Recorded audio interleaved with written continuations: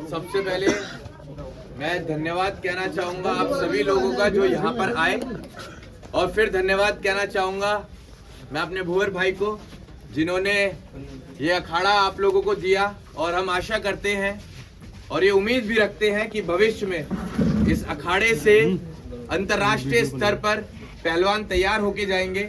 इसमें हमारी क्या भूमिका रहेगी, वो हमारे भाई हमें बता दें।